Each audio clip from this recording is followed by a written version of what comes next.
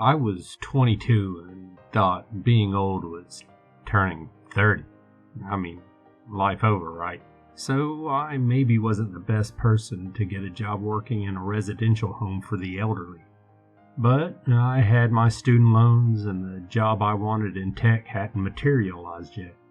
I figured I could do the job as a care assistant for a few weeks, pocket the wage, and then move on. With this settled in my mind, I was feeling bright as I got off the bus near the residential home, ready to start my first day at work. The home was down a side street. I was in serious need of having leaves swept off the sidewalk. The road was full of potholes as well, and the gutters were blocked with yet more leaves.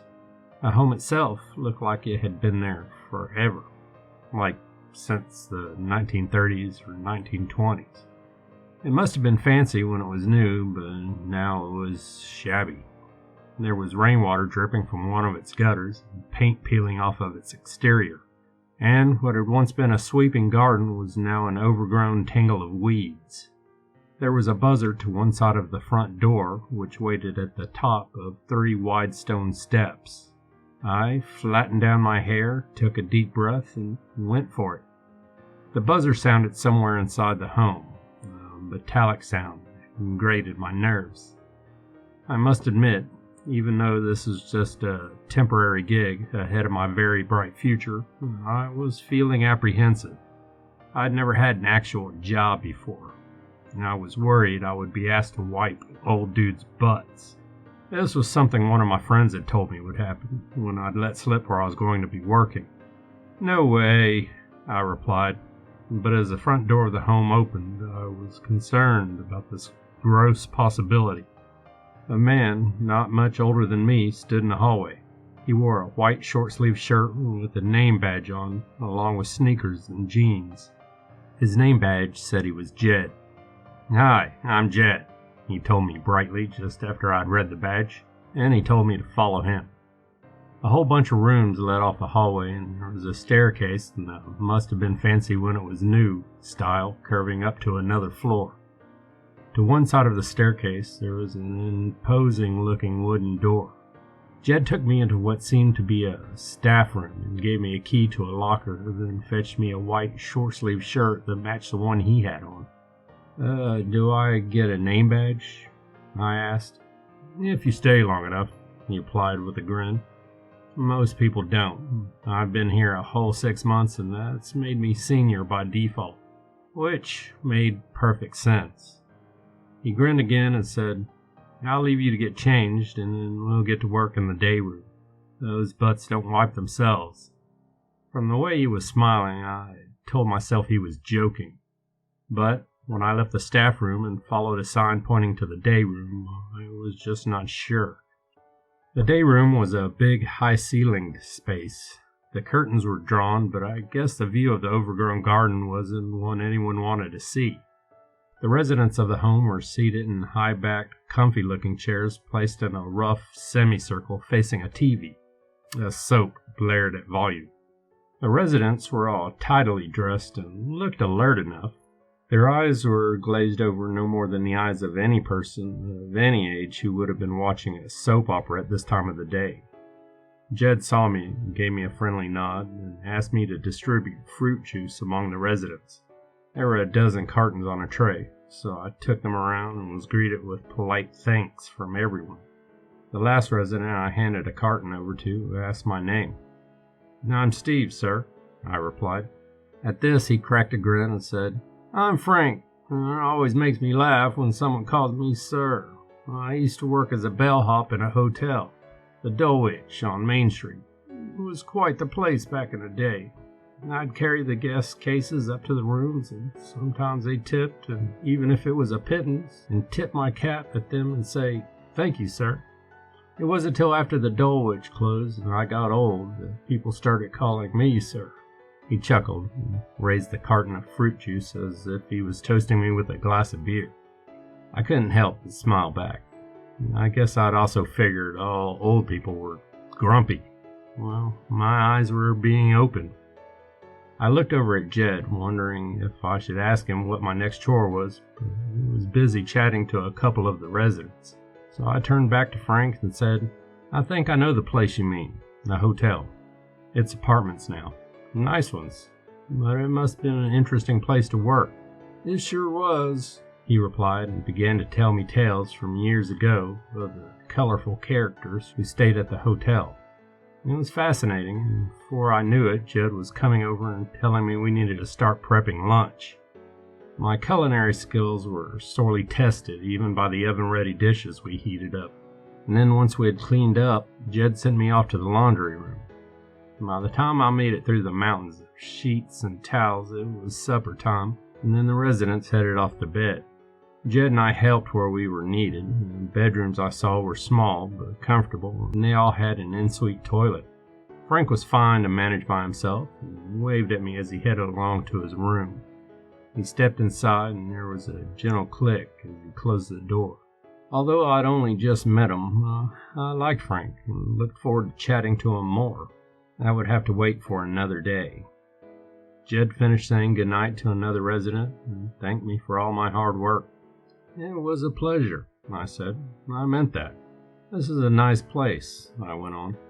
"The residents seem to be happy here, though I guess they'd rather be in their own homes or living with their families." Jed smiled sadly. "The residents don't have any families left," he told me. "Or if they do, it's families that don't want anything to do with them. And the homes they used to live in were not so good from the stories they've told me. They were struggling for money, and it's hard to heat an apartment when you've got nothing to pay the bills with." I was thrown by this, and the question occurred to me. How can they afford to stay here? "Simple," he answered. "The home is run on a charitable basis. The residents live here for free." This was an answer that warmed my heart, and I was looking forward to my next day at work even more. As Jed and I went to the staff room to get changed, I asked him if we should wait for the night shift to start. He shook his head and said, "The owner works the night shift by himself." I hadn't met the owner. My job application had been done online and I'd had no interview, so I had figured there was no need. As we headed to the front door, I asked Jed what the owner was like. Jed shrugged and said, "I don't know. I've never met him." He pointed at the imposing-looking door by the bottom of the stairs. "It's where he hangs out as far as I know. I think he must have an office as well as somewhere to sleep, but that's guesswork. His quarters are strictly out of bounds to us." Looking at the door made me shiver. I did not know why. It was something gut level, like being afraid of the dark. The creepy door and mysterious owner on the other side didn't seem to be anything Jed lost sleep over, though. He was out the door, bounding down the steps, and was off, after shouting back that there was no need to lock up. I followed down the steps. Night had fallen, and it felt like there was a storm brewing, clouds massed in the dark sky. I pulled my coat tighter around me and hurried for the bus stop. Just as I arrived, the storm broke. Blotches of rain landed on the ground, and then seconds later the rain fell in an absolute deluge. I was instantly soaked and miserable. To make matters so much worse, I realized I just missed the bus. There wasn't another for an hour, which meant I could stand there getting wetter and colder, head back to the home and take refuge there until it was time for my next bus. The bolt of lightning splitting the sky, followed by an immense thunderclap, made it an even easier call. I turned tail and ran back to the home.